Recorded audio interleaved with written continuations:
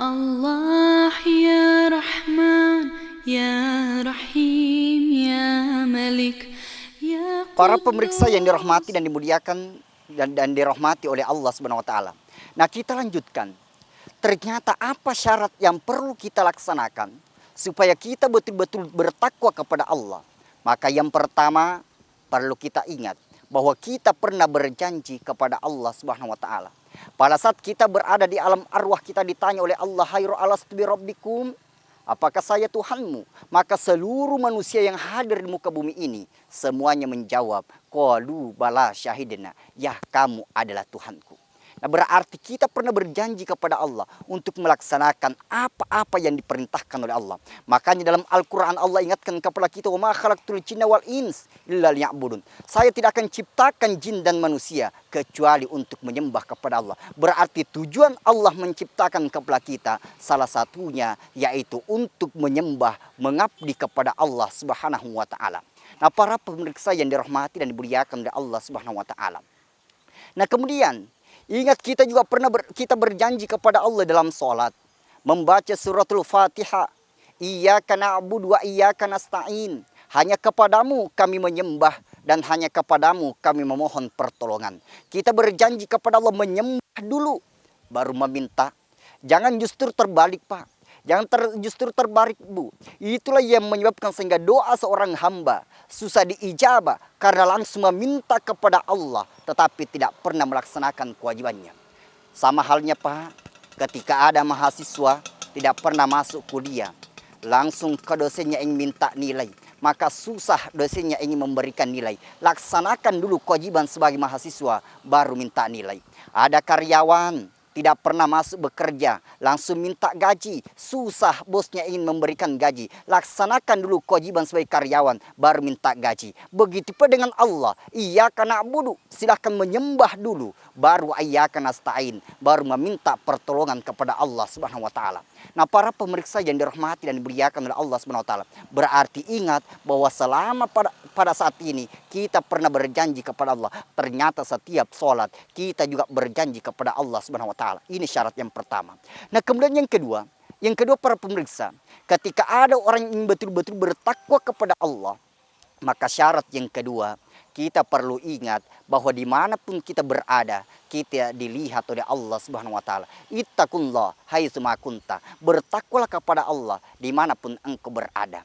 Seandainya, Pak, seluruh rakyat Indonesia yakin dan percaya bahwa dimanapun berada dilihat oleh Allah, maka kita di bangsa Indonesia tidak pernah mendengar ada wanita hamil di luar nikah. Kita tidak pernah mendengar ada pengedar sabu-sabu. Tetapi semuanya terjadi karena penduduk rakyat Indonesia tidak yakin dan percaya bahwa dimanapun berada dilihat oleh Allah Subhanahu wa taala.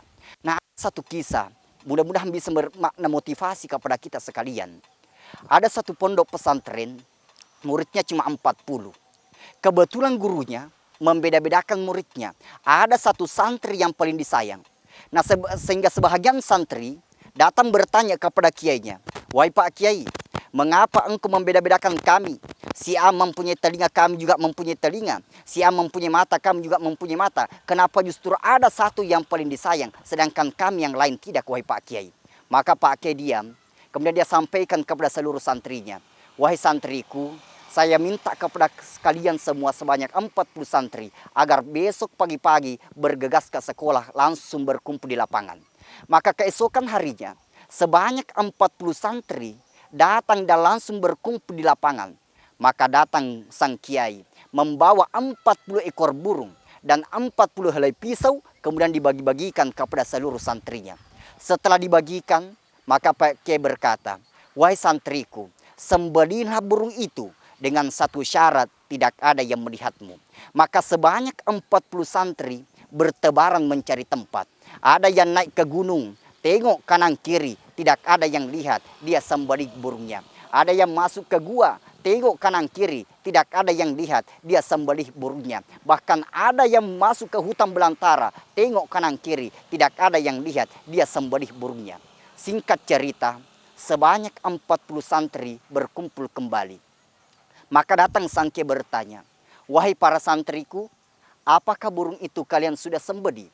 Maka 39 santri 39 murid langsung bersama menjawab, iya sudah Pak Kiai. Tetapi satu murid yang paling disayang dan langsung angkat tangan berkata, wahai Pak Kiai, saya minta maaf Pak Kiai. Kenapa nak? Saya tidak sembelih burung ini. Kenapa kamu tidak sembelih? Karena Pak Kiai tadi berkata dengan satu syarat, tidak ada yang melihatmu. Saya naik ke gunung, ada yang melihat saya. Masuk ke hutan belantara, ada yang melihat saya. Masuk ke gua, ada yang melihat saya. Bahkan tenggelam dalam air, ada yang melihat saya. Siapa yang melihatmu? Yaitu Allah.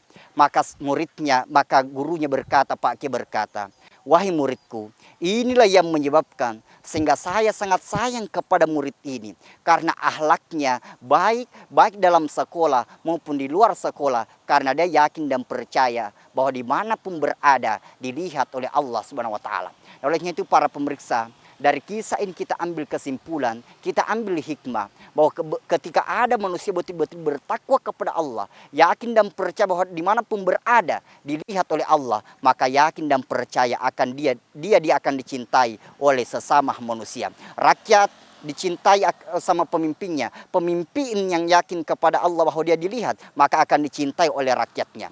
Nah, para pemirsa yang dirahmati dan dimuliakan oleh Allah Subhanahu wa Ta'ala, ini syarat yang kedua. Nah, kemudian syarat yang ketiga, kita harus introspeksi diri.